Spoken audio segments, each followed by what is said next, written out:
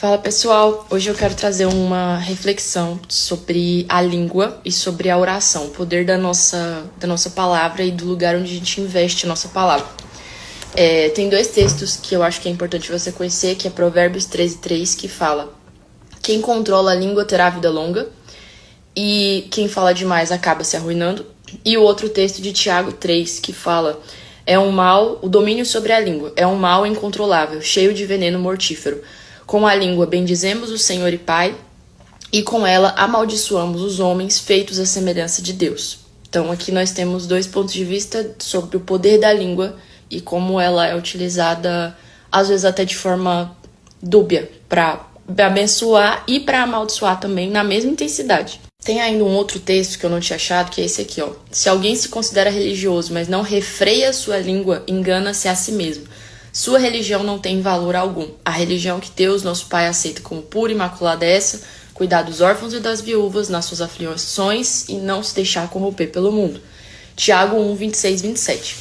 Eu gosto muito dessa palavra porque essa é uma das minhas dificuldades de falar, de não ter uma reação rápida demais, de não ser precipitada no falar. Geralmente quem fala demais, não fala demais, mas tipo, quem fala muito bem acaba falando, e às vezes fala antes da hora, e às vezes machuca seu irmão porque fala antes da hora. Então esse texto aqui, ele sempre fala muito comigo sobre refrear sua língua, e que quando você não consegue controlar nem sua língua, você tá se enganando, mesmo que você seja cristão, mesmo que você seja religioso. E eu tive a intenção de falar sobre isso porque nas últimas semanas eu tive uma experiência muito específica sobre saber refrear a sua língua. Eu tenho um grupo no WhatsApp, que não é um grupo, é eu e eu mesma. Só que esse grupo, eu coloquei o nome dele de Jesus. Ele é um grupo com Jesus. O que eu faço? Eu, como escritora, eu gosto muito de desabafar através da escrita. Porque para você escrever, você tem que pensar, refletir, aí depois você bota no papel. Então, o WhatsApp é uma coisa acessível, é uma ferramenta acessível, então eu fiz um grupo com Jesus para ser um momento para eu desabafar com Jesus. Então é como se eu estivesse fazendo uma oração enquanto eu escrevo. Isso não substitui oração, isso não substitui adoração, não tem nada disso. Mas é um processo onde eu, ao invés de desabafar às vezes com uma outra pessoa que vai tacar lenha na fogueira do que eu tô sentindo, eu entrego esse sentimento para Jesus simbolicamente através do WhatsApp. O que acontece? Nessa dinâmica, né, que é muito pessoal, eu desabafo através da escrita, igual tem gente que escreve em diário, tem gente que se expressa através da dança, eu desabafo escrevendo. E eu peguei essa prática de escrever pelo WhatsApp também, mais facilmente, porque às vezes eu escrevia no texto, né, e não tinha... Enfim, é uma coisa que me ajudou. E o que eu percebi? Muitas vezes eu passava por um problema, aí eu ia lá e escrevia no texto. E enquanto eu tava escrevendo o texto, eu sentia assim: é isso, eu vou desistir, eu vou largar de mão, eu não quero mais interagir com essa coisa, eu não tô suportando, eu não aguento. E aí eu escrevia pipi, beleza.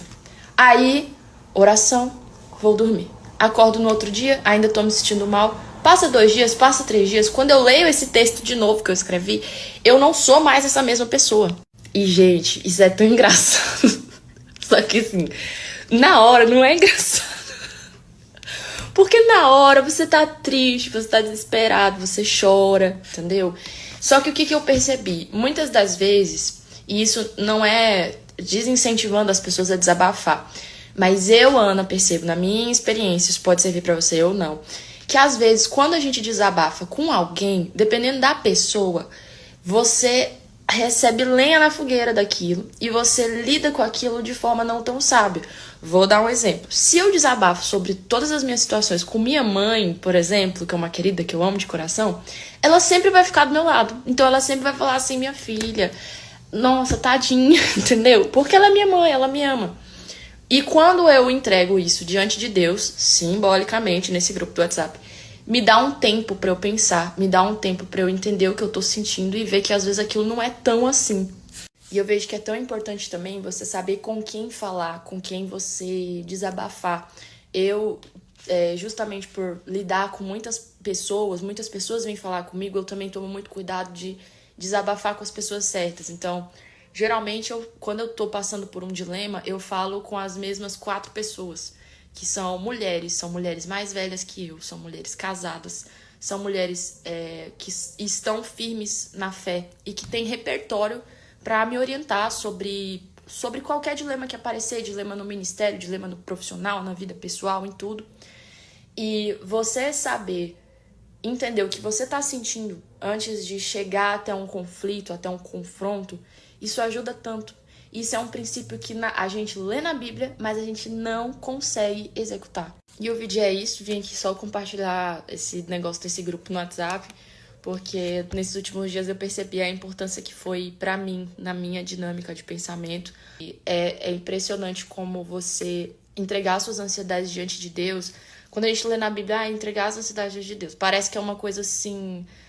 falar é fácil, difícil é fazer, mas é impressionante. Vale a pena você entregar suas ansiedades diante de Deus, porque Ele verdadeiramente está a postos para nos ouvir, para nos cuidar. E é isso, gente. Paz do Senhor. Tchau, tchau.